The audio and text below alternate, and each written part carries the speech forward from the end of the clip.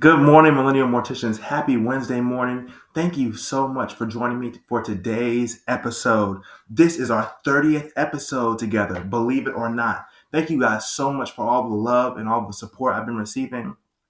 To my amazing sponsors out there, friends, and all of you for watching at home, I really appreciate you. It does not go unnoticed.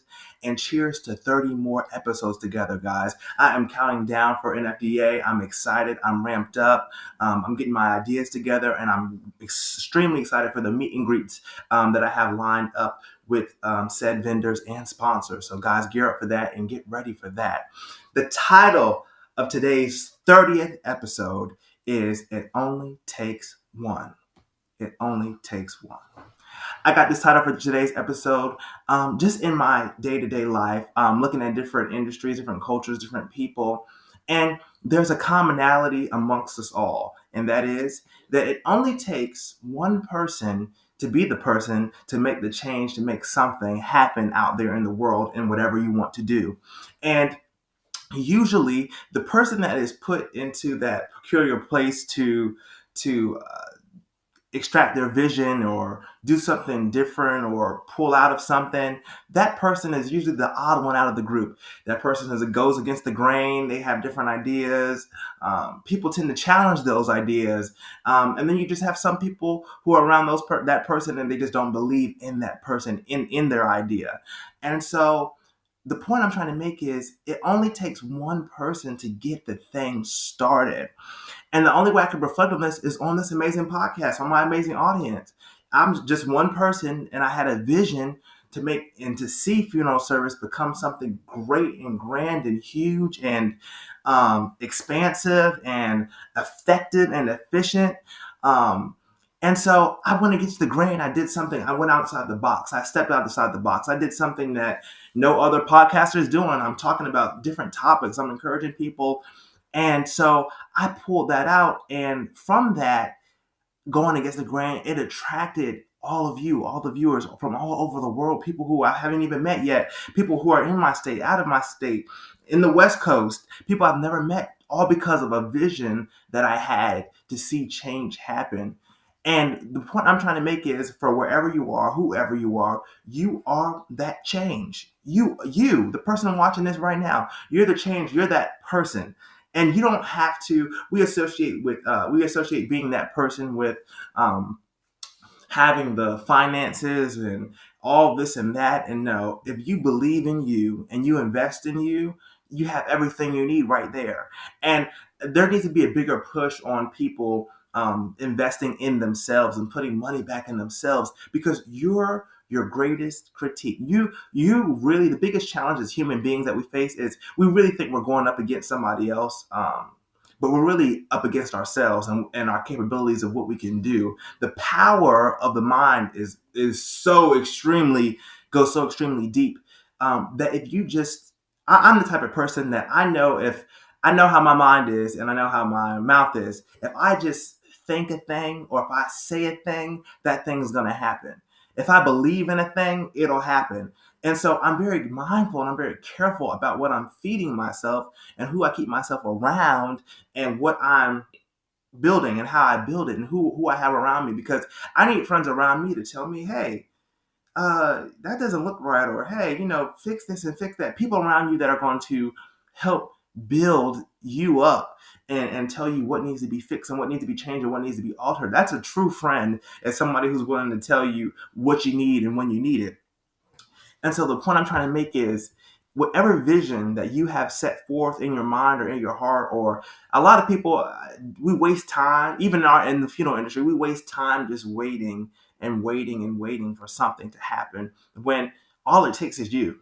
Let's just keep it real. All it takes is you to just be like, we have this and we have that, but I think this is a great idea. I think we need this in our funeral home. I think it's going to make us more effective. I think it's going to keep us more efficient and take away less time. And they might listen to you. They might not listen to you. But as long as you spoke the idea out in the air. You got people thinking. You got things turning and changing for people. There's some great things that have come out of people who have been that one person. And you could look at your life right now and say, Jaden, I'm going to be honest with you, it doesn't look like I'm the one. I got this going on, that going on. But in fact, the fact that you are going through all these different things and you're battling all these different things and all these different oppressions and all the stuff that's going on in the world, and you're still trying to do something great, makes you the one, qualifies you as the one. And as a leader, as a podcast, as an audience, we have grown tremendously. I remember when we first started this journey, and it's scary. Let's be honest. It's scary being that one person that's like, whoa, I got to do this. I have to be the first one to break into this ground and to do this. I was really scared. I was like, I got to be on camera. I don't think I can do that. And so as I started doing it every week, as I started growing and reading and learning about different things and different topics, it became natural, and people became attracted to that. You guys became attracted to what we were talking about in our discussions, and me being just real about who I am and about my life and what we do as people, as morticians and whatnot.